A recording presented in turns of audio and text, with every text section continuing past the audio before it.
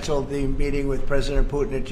It didn't feel right to me. It didn't feel like we were going to get to the place we have to get, so I canceled it.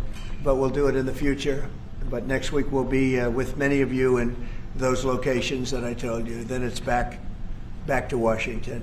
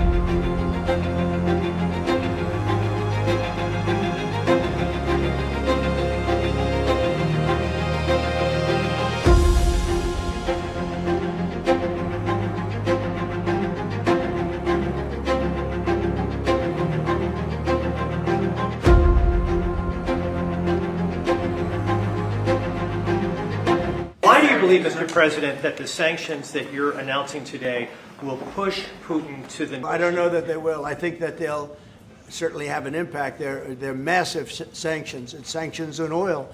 The two biggest oil companies, among the biggest in the world, but they're Russian. They do a lot of oil. And hopefully it'll push... hopefully he'll become reasonable, and hopefully Zelensky will be reasonable too. You know, it takes two to tango, as they say. And we're going to find out. They hate each other. These two people hate each other. You know that better than anybody. And it makes it more difficult than it should be. This should be easier to do. But the level of hatred between Zelensky and Putin is very substantial.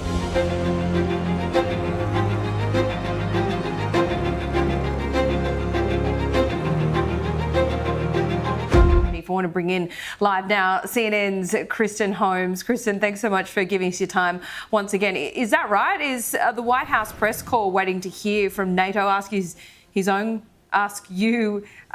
your own questions?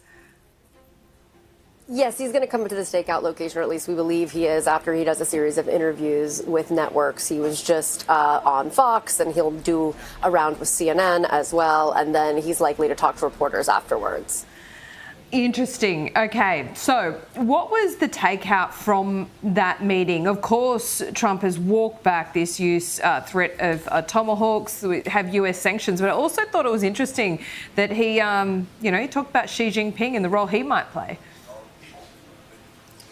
Yeah, I think it was pretty stunning, just given the fact that for the last 9 months, we've been talking about how President Trump continues to flirt with the idea of sanctions, to say that he's frustrated with Vladimir Putin when it comes to the war in Ukraine, but then never really follows through. And in fact, this last time, he went into this phone call with Putin. They were on the phone for 2.5 hours and came out of it and essentially said that he was going to have another one-on-one meeting with Putin in Hungary, which led many to believe that there was really not going to be much movement, because why would the second meeting yield more than the first in Alaska when Donald Trump got almost nothing that he wanted out of it in terms of a potential ceasefire or even a one-on-one meeting between President Zelensky and President Putin? That just never happened.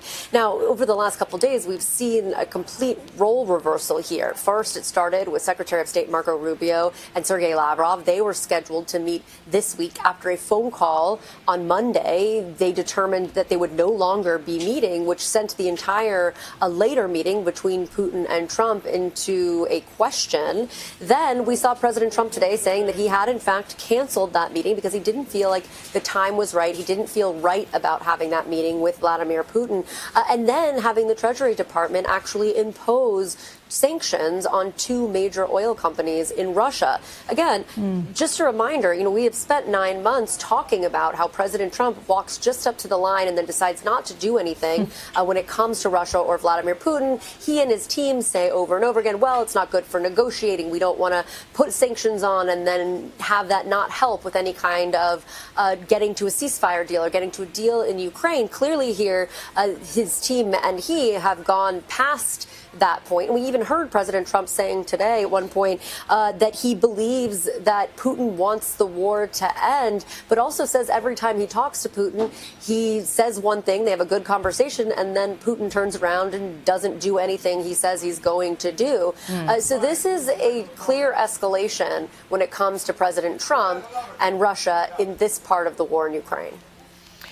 Kristen, just quickly, because I know you've got to go. You've got plenty to do there, plenty to file on, but it feels like an end to the war in Ukraine seems a little bit further away than it does last week, doesn't it? Well, it certainly does. And I think what we saw last week when talking to White House officials, talking to President Trump, is that they felt a lot of momentum coming out of the Gaza ceasefire, out of what they had negotiated in terms of peace between Israel and Hamas. They felt like that could be a very good starting point to kind of propel them into yet another ceasefire, but this time, of course, the war in Ukraine. That is why you saw President Trump setting up this meeting with President Zelensky. He came to the White House last Friday. You also know about this call, again, that President Trump had with the Russian president. It seems as though since those two calls, since President Trump announced this meeting with Putin, since Zelensky and he had a contentious and at times tense and uncomfortable, according to sources, meeting here at the White House, that it has completely changed course. And now you are seeing, again, sanctions being put in place. President Trump is talking about potentially bringing this up with Xi at their meeting when they see each other in South Korea in just a few weeks, as well as hearing President Trump say that he canceled the actual meeting. Late night for you, Kristen. Appreciate your time. We'll see you soon.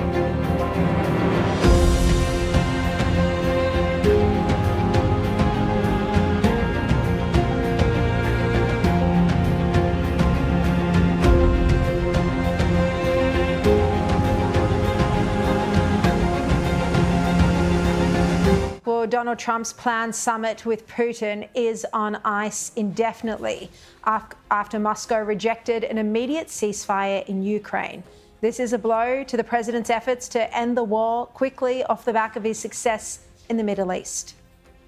I don't want to have a wasted meeting. I don't want to have a waste of time, so I'll see what happens. All right, well, for more on this, the former advisor to the Minister of Defense of Ukraine, Yuri Sak, joins me. Yuri, great to see you.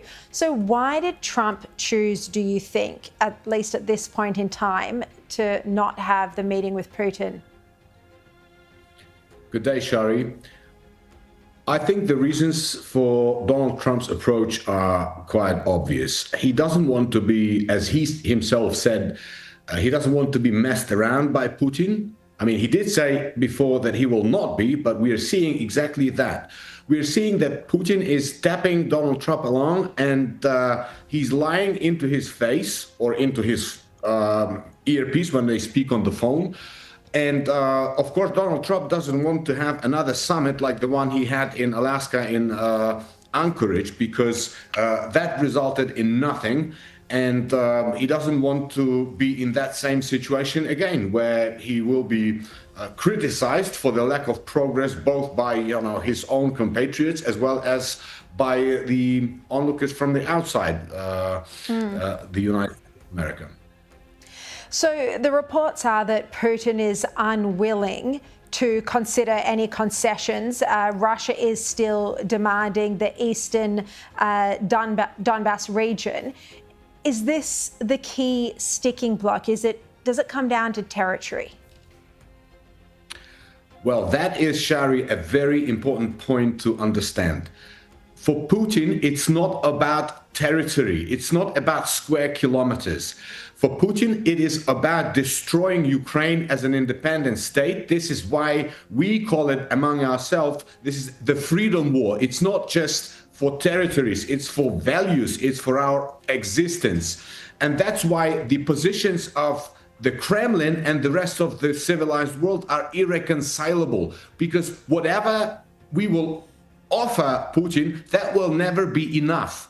That's why, we are very skeptical overall. Of course, we still, keep our hearts and doors open for diplomacy, but understanding Russia well, understanding their intentions as well as we do, we are confident that the only thing that works is force. The only thing that Putin understands is force. This is actually why the moment he heard about the possibility of Ukraine receiving Tomahawk missiles from the US, he immediately called Donald Trump and said, hey, let's stop. Let's talk about peace. And what happens next? As soon as he learns that Tomahawks are not coming to Ukraine, all night last night, we had a massive missile strike on Ukraine.